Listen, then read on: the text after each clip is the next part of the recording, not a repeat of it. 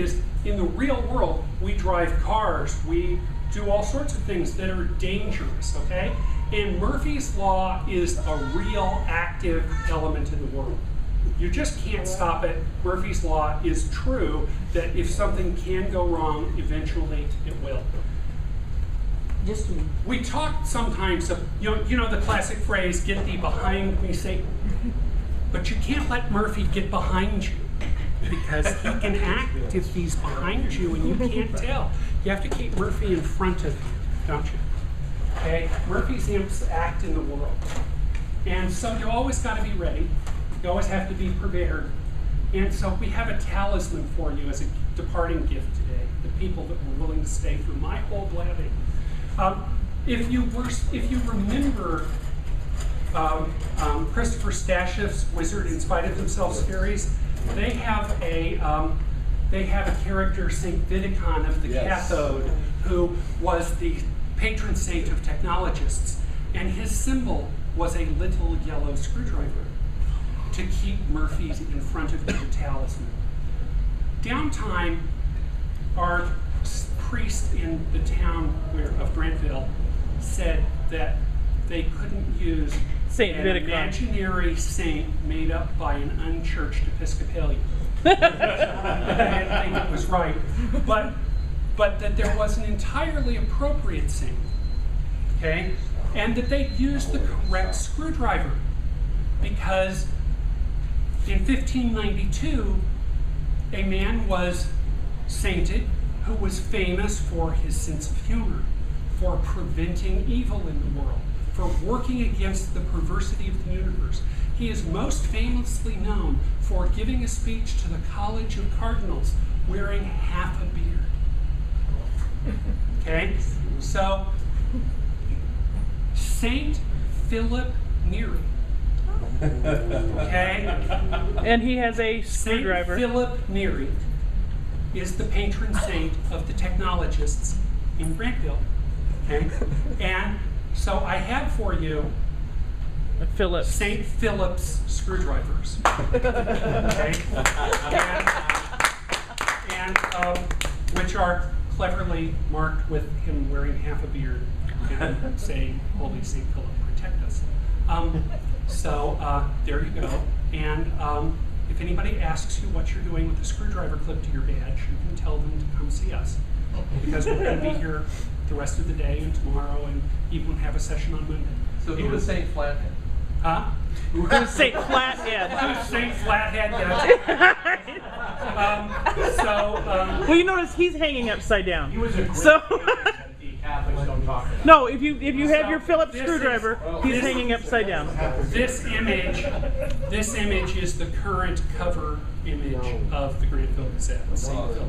St. Philip slaying one of Murphy's imps. With a flathead, it looks like. No, it's a Phillips, but you can't tell. Rick and Garrett screwed up. And it's a Phillips, I promise.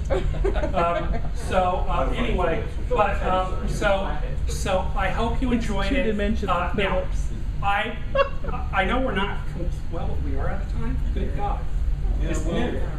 It always takes time. Yeah, it's new. I kept talking until noon. Yes. God. Okay. We still have till 1. We're glad we made it. How long do we have? Do I have another half? 12:30. Stop. It says 12:31. Oh, cool. Well then, who cares?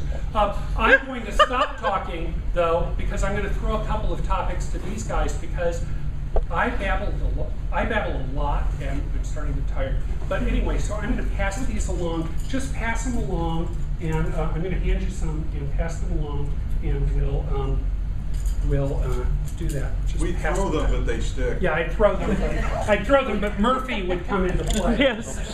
Murphy is too active in this universe. But anyway, so there's our, that's your gift for putting up with me for so long. Murphy says that's a great idea. Yeah, I want you to give me the black ones, yeah.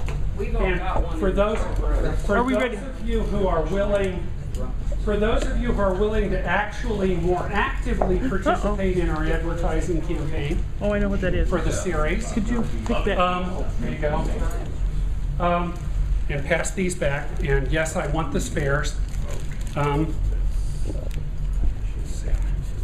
you want to pass those on? Sure.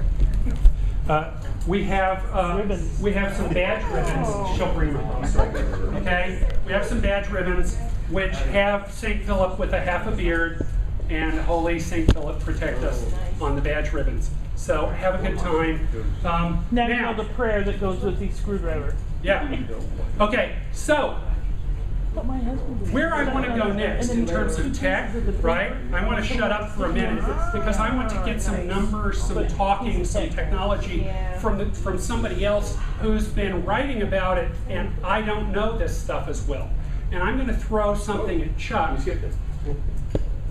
for a minute. You don't have to go on forever, but I want you to talk about the fact that this is alternate history, and so we have to have dirigibles. I don't know that we have to, but it seems a very likely thing to be developed. Well, I mean, it's alternate history, so. But it seems to me that actually the person who should start talking about that is Kevin, because he's the first one who published about it. That's true. Well, okay. Hard also to Kevin.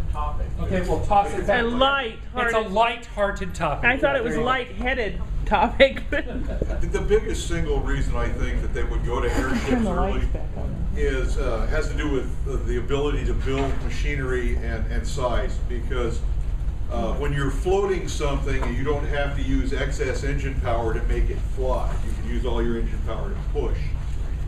So you can get don't have to stay in the air with it. bang for your buck, unless you light it on fire, in which you get too much bang. But so that's the real reason to go to airships, and they're neat. That's the They're real weird. reason to go to airships. But basically, airships are neat. Did we learn from the Hindenburg? Well, the Hindenburg, okay, let's look at the Hindenburg accident. First of all, you have 90 people on board, 66 survivors. Better than any jet crash ever. Yeah, exactly. The last They aircraft walked crash we away had, And the problem was that the doping on the outside of the envelope. turned to nitroglycerin. No, Well, it was thermite. It was thermite. Okay. So Yeah, what they did is they took iron oxide It and was aluminum shiny, I powder, like it. mixed it together to make a nice Yeah, but stiff it's aluminum silvery dough powder to and make the iron skin oxide. stiff. And once you light that, Yeah, but it's beyond thermite. that, besides just the Hindenburg, there was actually a fairly long history of Well, passenger okay, carrier. the worst one was the R-101, built by the English. And the real problem with the R-101 is they expanded the size of it 3 times. It was a committee It was built. built by a committee, and they kept making it bigger so it would carry more, and they neglected to make the control surfaces, the fins, any bigger. They never bothered to do that. So when they tried their first flight to India from England, they cartwheeled it in France. British engineering. They had the tail fins were too small. They got poor. And it they hit got the nose and unstable. tumbled. The nose hit the ground because they're only flying at 300 feet. oh no, they're on okay. The British make small things big and big things small inappropriately. So wasn't that a So- military airship still? Or was No, that no, the- it was designed for the India trade. They wanted to fly passengers to India. Well, they And the nice thing about that is airships are relatively fast compared to walking. And the other thing is Fast as Germans, you can. everybody liked to fly fairly low because you can play games with the wind. Well, from an author's point of view, which means from a thoroughly unprincipled point of view of how do you get a lot of readers, people like blimps, they do. My cover artist loves blimps. Yeah, so if you do one, you get the cover. So, always willing to paint a cover with blimps on it.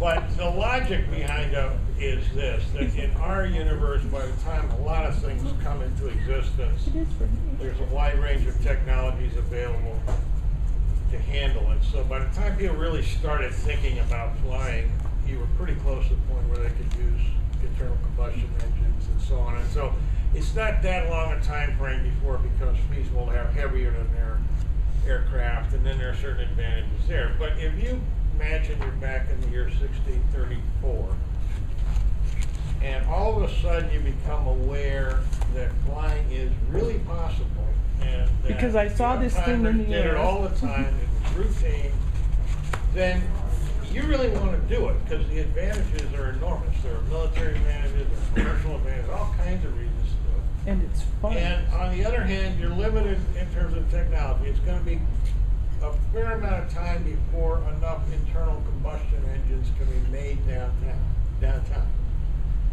Right now, what they're basically doing With a is- power to weight ratio. Yeah, right, with what Right. you need. Right now, so what they're doing is they're cannibalizing the existing engines that were already in Granville, mostly car engines. Well, obviously you can only do that for so long. Remember the state, this is the state of West Virginia that Granville came from. And the state flower of West Virginia is the 8.5-foot satellite dish. Yeah. And the most common lawn decoration is a car up on blocks. 2 or 3 rusty That is cars what up on Slander blocks. is, but- Yes. but- They didn't park. Yes, but I'm an author, so I'm I in know, principle. well, it's not that much. The airships can do pretty well on a transport efficiency basis compared to what they're competing with Exactly, at this exactly. stage. And the Because technology- that's capacity times speed. When you consider what kind of speeds you have overland, which the airships can go, you're talking about 10 to 20 miles a day being good time if you're working with pack mules, and you'd have a hard time hitting that with wagons given the road systems, especially if you venture off very far the major routes. And if you're talking about sailing ships, well, these ships were not hitting clipper ship speeds. A typical average speed is in the 50 to 75 mile per day range. That's partly a limit of what winds they hit and how roundabout a route they have to take to get the favorable winds. It's also they were reducing sail typically at night, so they weren't getting maximum speeds then. So if you have an airship that's going, since you're not worried about running into shoal water, an iceberg, you name it, you're operating pretty much 24 hours a day. And so constant even if speed, you're yeah. going at 20 or 30 miles an hour, you're covering a lot of distance. And, records, there's debate on what the record for 24 hours in a clipper ship is, but we're somewhere in the 300s of miles. If you're sailing 24 hours a day though, you don't have to be going at an enormous speed. You're going at speeds that airships were achieving in the World War I period in order to do that. But I suspect the biggest advantage for the airships will be in terms of passenger carriage and to a lesser extent really high value cargoes, high value in terms of Low price mass. per volume and price per mass. And perishable cargo as well. Yeah, mangoes from India. Just if I can jump in here for a second, with the things that I'm doing with it, let me go back and say for one reason or another, I was at DARPA 3 times in March, being consulted on one project and another. And the guy, we were talking about actually runway to runway space access, and he said, we were trying to build it. What do you guys from Sigma do? Because I remember Sigma, and that's another town. He said, can you help us build it? And I said, well, and I was there with another guy from Sigma by the name of Bud Sparhawk, another science fiction writer, a bunch of